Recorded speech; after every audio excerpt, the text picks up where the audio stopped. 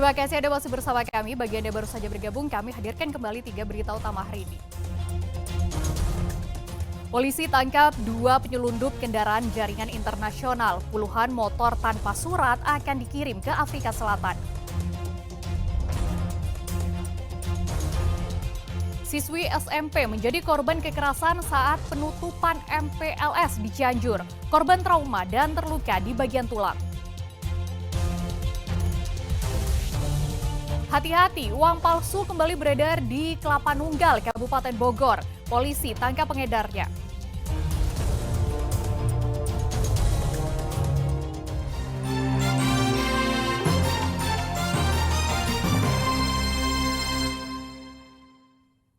Seorang siswi peserta didik baru mengalami kekerasan pada penutupan pengenalan lingkungan sekolah di Kabupaten Cianjur. Korban mengalami trauma dan luka serius pada bagian tulang belakang hingga harus dirawat di rumah sakit.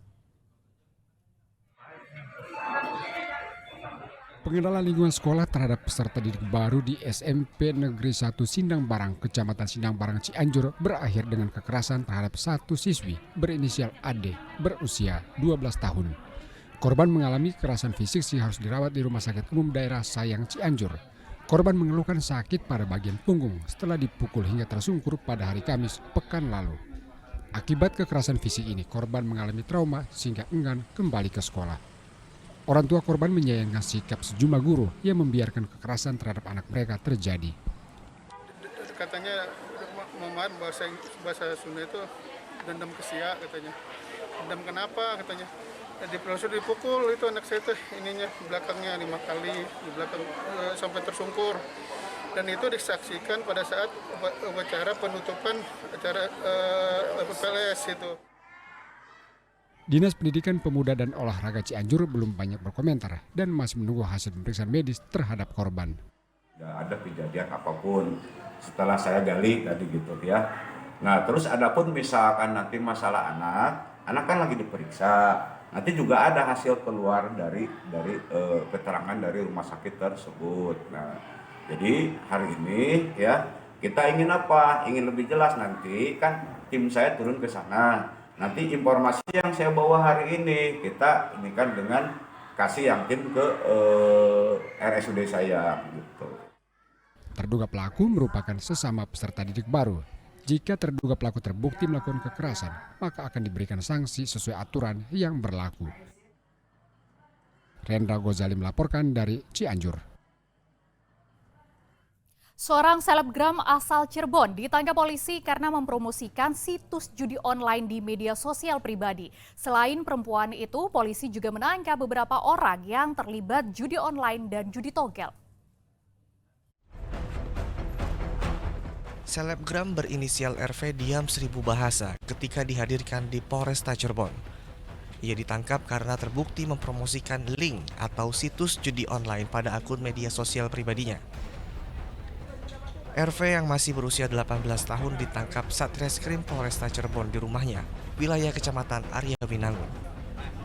Dari hasil penyelidikan, RV menerima kontrak kerja dari seseorang selama sepekan untuk mempromosikan situs judi online. Kasus perjudian. Yang pertama kasus perjudian online, ya, atau dikenal judi slot ya.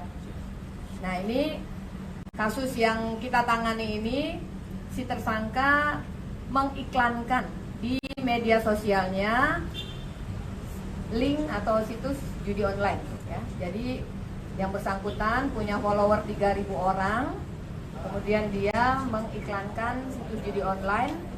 Dan dia dikontrak selama 1 minggu dengan bayaran Rp200.000. Selain RV, polisi juga menangkap 3 orang yang terlibat judi online dan judi togel. Atas perbuatannya, RV dijerat pasal 45 Undang-Undang ITE. Ia terancam maksimal 10 tahun penjara. Maruli Habibi melaporkan dari Kota Cirebon. Pengedar uang palsu tertangkap basah saat melakukan transaksi di sebuah agen bank di daerah Kelapa Nunggal, Kabupaten Bogor. Warga menemukan 2 lembar uang palsu pecahan Rp50.000. Diduga kuat, pelaku tidak hanya mengedarkan tapi juga memproduksi uang palsu karena ditemukan bukti uang palsu lebih dari Rp2 juta. Sindikatnya sindikat pengedar uang palsu. Terduga pengedar uang palsu bernama Eko Apriyadi tidak berkutik saat tertangkap basah warga di sebuah agen bank di Desa Cikahuripan, Kecamatan Kelapa Nunggal, Kabupaten Bogor, Senin malam. Warga menemukan uang palsu pecahan Rp50.000 saat pelaku hendak mentransfer uang sebanyak Rp1 juta melalui agen bank. Modus pelaku terbongkar atas kejelian petugas agen bank. Apalagi 3 hari sebelumnya, agen bank ini pernah mendapat uang palsu dari transaksi dengan pelanggan. Sebelum kejadian semalam ini kita tahan orang itu, sebelumnya kita sudah terima uang palsu juga. Cuman karena kita teledor, akhirnya kita lalai dalam pengecekan, akhirnya kita terima uang palsu itu sebanyak 3 lembar uang pecahan 50. Uang pecahan 50 3 lembar itu yang akhirnya kita berpikir bahwa di sini ada edaran uang palsu. Dan akhirnya di situ kita punya inisiatif, ini pasti mungkin akan kembali gitu kan. Nah, ternyata benar dugaan kita, ternyata berapa hari kemudian ada yang kembali. Cuman kita tidak bisa memastikan bahwa orang itu yang memang orang itu yang membawa uang palsu sebelumnya. Nah, pada saat malam kejadian itu dia mau melakukan transaksi itu 1 juta untuk transfer ke Bank Mandiri. Pada saat dia melakukan transaksi itu, uang 1 juta itu pecahan 100, ada 6 lembar, pecahan 50 sisanya. Nah, ketika kita melakukan pengecekan ternyata ada uang palsu 2 lembar pecahan 50. Nah, ketika pecahan 50 uang 2 lembar itu kita langsung ingat kemarin kita juga dapat uang 3 lembar pecahan 50. Nah, pas pada waktu kita tahu bahwa orang ini membawa uang palsu, dari situ karena kita melakukan 2 transaksi, ada 2 transaksi, akhirnya kita menyelesaikan transaksi yang satunya. Setelah kita menyelesaikan transaksi yang satunya selesai, baru kita keluar dari ruangan briling ini untuk kita tahan orang itu. Warga kemudian menyerahkan pelaku kepada polisi. Dalam pengembangan, polisi menemukan sejumlah barang bukti di kontrakan pelaku. Polisi menemukan mesin printer dan puluhan dus kertas serta alat produksi uang palsu. Pelaku diduga tidak hanya mengedarkan, tapi juga memproduksi uang palsu. Yang pada saat mau transfer diamankan 2 lembar diduga uang palsu pecahan 50.000. Jadi ketahui petugas agennya berarti ya? Petugas agen pada saat melakukan transfer. Oke. Nah terus setelah itu gimana? Nah, setelahnya itu kita amankan berikut pelaku yang kemudian barang buktinya, dan selanjutnya kita melakukan pengecekan ke tempat tinggalnya, dan di tempat tinggalnya ditemukan kurang lebih 29 dus kertas ukuran A4 dan kemudian 1 mesin printer. Nah itu berarti ini pelaku sendiri atau gimana? Untuk pelakunya itu sendiri kita masih melakukan pendalaman. Polisi masih terus mengembangkan kasus untuk mengungkap kemungkinan pelaku memiliki jaringan dengan pengedar uang palsu lainnya.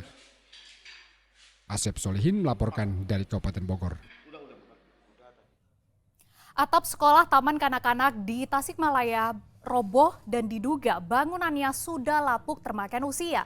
Agar para siswa tetap bisa melanjutkan belajar mengajar, Badan Penanggulangan Bencana Daerah setempat untuk sementara akan mendirikan tenda darurat.